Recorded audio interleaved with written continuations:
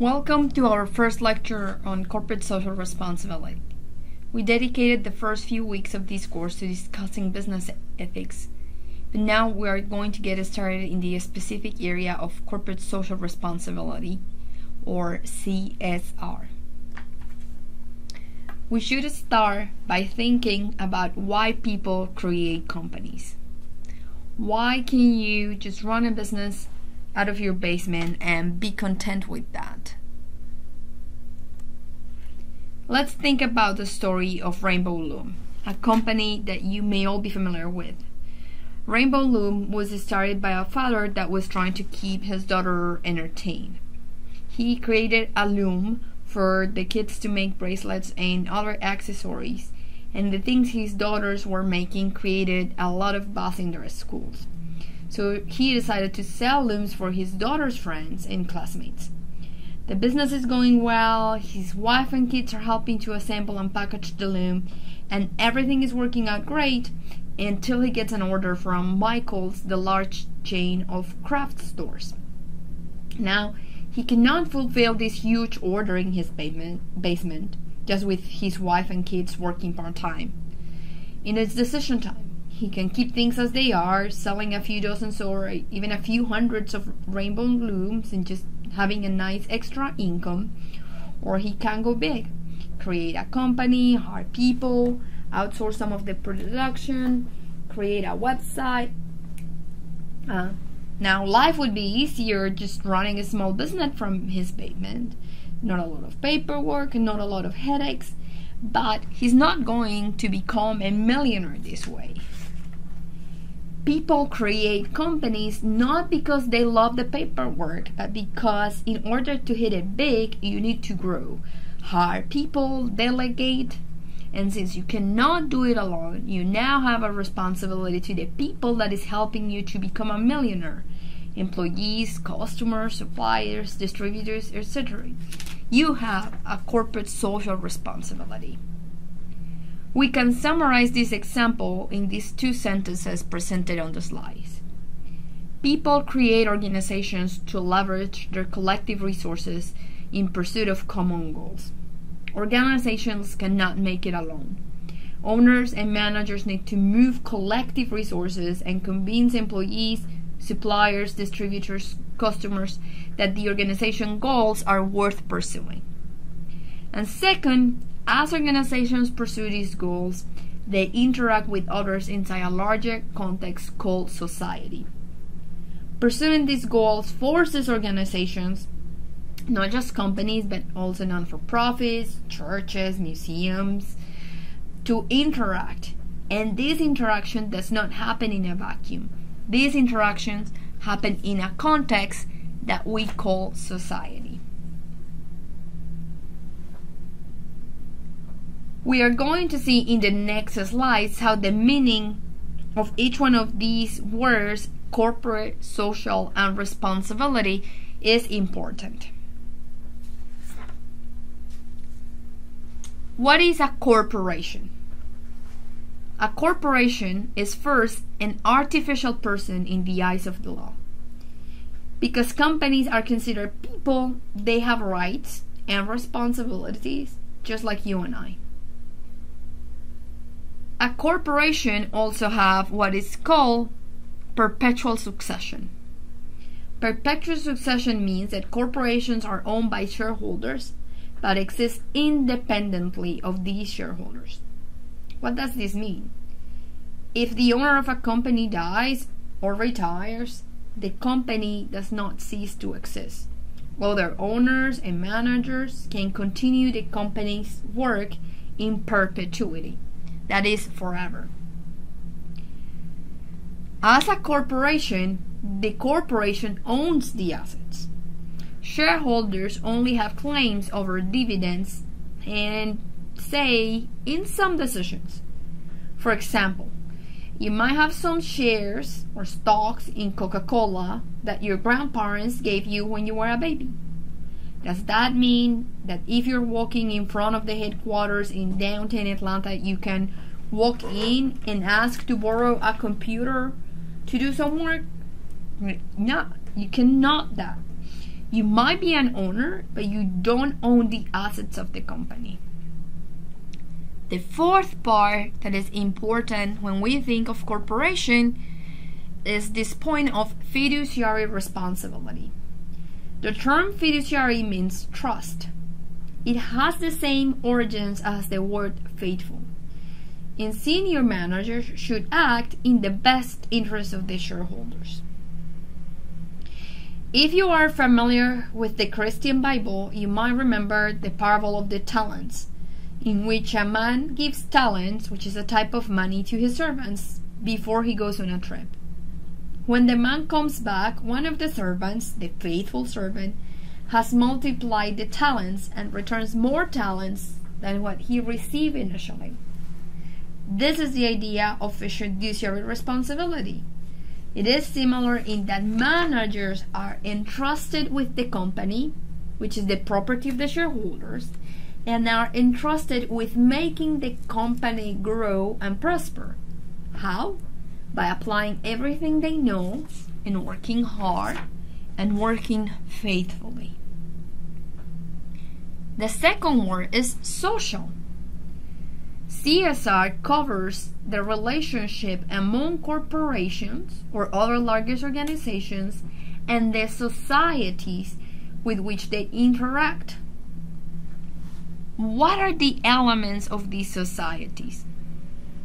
Societies are formed by a system of social relationships, culture, laws, values, artifacts, and people. The final word in corporate social responsibility is responsibility. CSR also includes the responsibilities that are inherent on both sides of these relationships. This responsibility looks, for example, at how companies have a responsibility to customers to produce goods that are safe, but customers have a responsibility to pay a fair price for these products, to not steal these products. Now, the responsibilities create interdependence between all parties. All these parties are what we call stakeholders.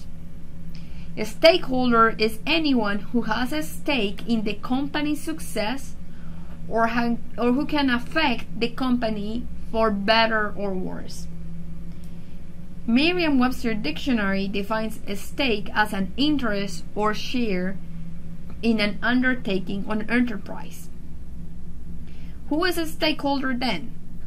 Employees, because they depend on the company for livelihood. Communities, since the company generates taxes and employment. Government, because companies pay taxes that help government programs to keep running. Customers who depend on the company to get the products they need, like think of a medicine or a life-saving medical device, or simply the products that they enjoy, shoes, video games, some types of food. Suppliers and distributors are also considered stakeholders because they succeed if the company succeeds. And competitors are always also a stakeholder because they rely on the company to compete fairly. And finally, of course, the owners or shareholders or stockholders have a stake in the company because they get money from the company either through dividends or through stock appreciation. Now, think for a second what would happen if a firm tried to comply with the request of every single group that had a stake in the firm's operations. That is, if they decided to comply with the request of every stakeholder. Sometimes the interests of different stakeholders might be in conflict. Your employees might want raises, but your customers do not want to pay higher prices, or the shareholders would prefer a higher dividend. Your supplier wants a higher price for the raw materials she provides to you, but that could cut on the company's compensation pool. It is not possible to comply with the claims of every stakeholder, and thus companies need to carry out careful stakeholder analysis to decide which claims it fulfills and which claims might have to wait. This brings us to the concept of an interest constituent. An interest constituent is an organization, person, company that has an interest in your company's success or failure. Now, that doesn't make the company responsible to respond positively to the claim of every single interest constituent. What questions is the study of corporate social responsibility trying to answer? The two main questions are, what is the relationship between a business and the societies with which it operates? And the second question is, what responsibilities do business owe society to self-regulate their actions in pursuit of profit? Notice that it talks about self-regulation, not regulation imposed by the government, but regulation and ethical behavior imposed by the business themselves. CSR is critical and controversial. It is critical because companies have a lot of power to create, innovate, and generate wealth. Companies combined have more power than government. The largest companies in the world have more budget than some countries. That's why companies can do a lot of good, but unfortunately, they can also do a lot of bad. Remember the Inside Job documentary? Now, CSR is not without controversy because it tries to focus the company's attention on aspects other than profit. It used to be the case that companies were very paternalistic. That is actually the appropriate term. For example, Milton Hershey, who was the founder of the chocolate and candy company, built an entire town for his workers, including hospitals, schools, an orphanage for kids who had no parents. In the 1960s, this mentality started to switch to profit first, and things like building a town or a hospital, rather than using that money to generate more profit or to pay dividends, started to be considered passé. By the 1970s, the famous economist and Nobel Prize winner Milton Friedman coined the phrase, "The business of business is business," which basically means that anything that is not related to running the business is not without the realm of a corporation's responsibility. Milton Friedman's argument is presented in this slide. For him, corporate social responsibility is outright dangerous to the foundations of our society. On the other side, Dave Packard, who is one of the co-founders of Hewlett-Packard, had this to say. He saw a company as a contributor to society, and for him, this contribution was fundamental to the reality of the company. Money is important, Packard acknowledges, but it is not the sole reason for a company's existence. Whatever the arguments might have been in the 1970s and the 1980s, CSR is here now, and companies are expected to behave in ways that show concern for the planet, for employees, for the communities where they operate.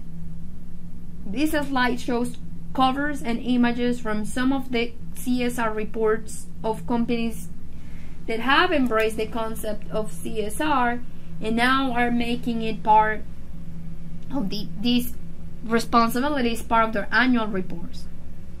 Now, do I think that all companies are becoming socially responsible because they suddenly felt benevolent and paternalistic again? Absolutely not. They can be doing this for utilitarian reasons. If you remember the utilitarian ethics, this means that companies can be socially responsible to save money or to gain reputation or to grow their brands. They are concerned about the outcomes and not the motives. I agree. Many companies might have utilitarian views of CSR. But utilitarian ethics is still ethics. And so this behavior is still appropriate even if the motive is not pure. This slide is meant to show you that not only companies run CSR programs, but they are spending hundreds of millions of dollars on CSR. It might be a fad, but for now this is the reality under which companies operate. The first table shows how much the most reputable global companies spend on corporate social responsibility. The second box is a newspaper headline from last year. Fortune 500 companies, which are the largest companies in the world in terms of sales, collectively spend over $15 billion in corporate social responsibility.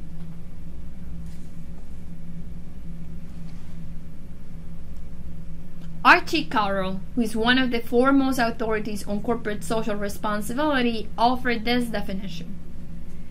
The social responsibility of business encompasses the economic, legal, ethical, and discretionary expectation that society has of organizations at a given point in time.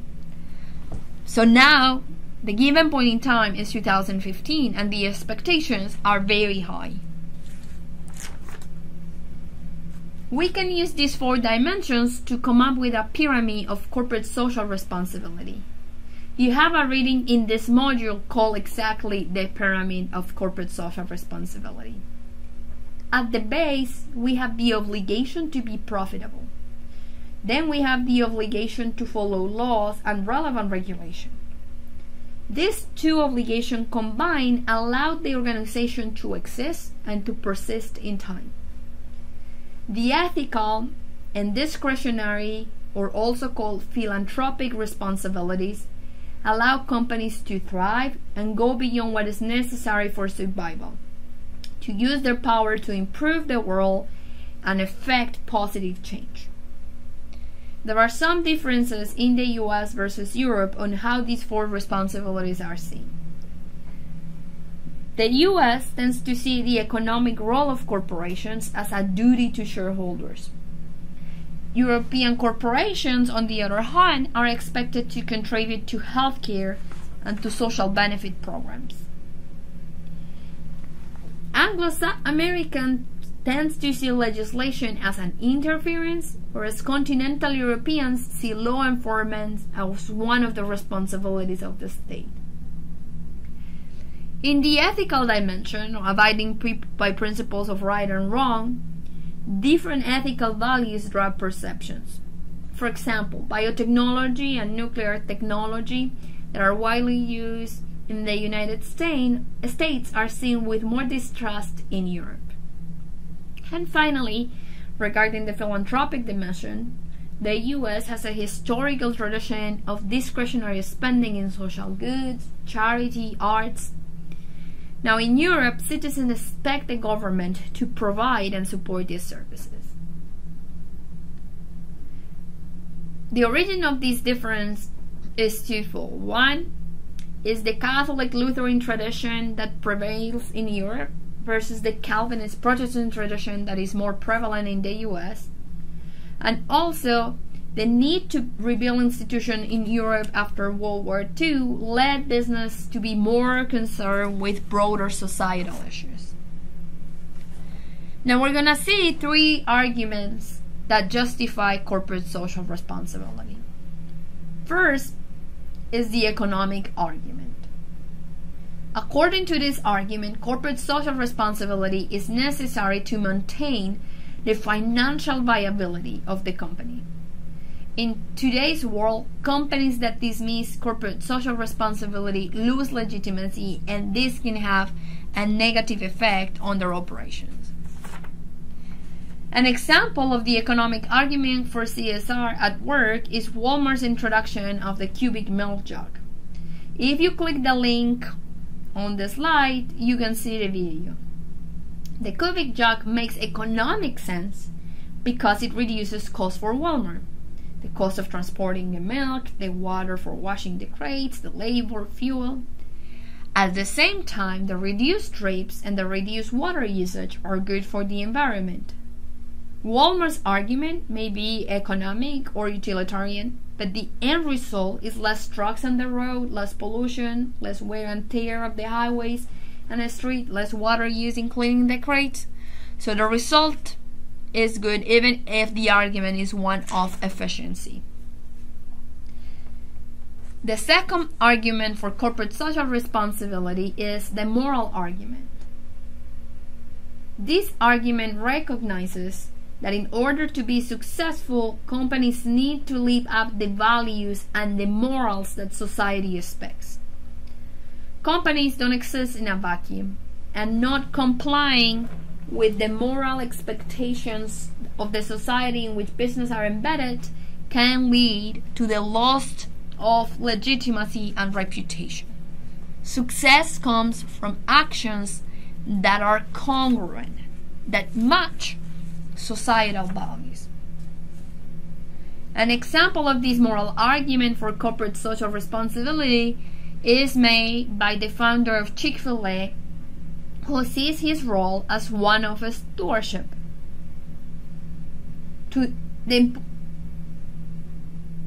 For Truett Cathy, two important points are that you need to define your values and stick to them, and you need to know why you exist. You might think that Truett Cathy's focus was on chicken, but that's not the whole story.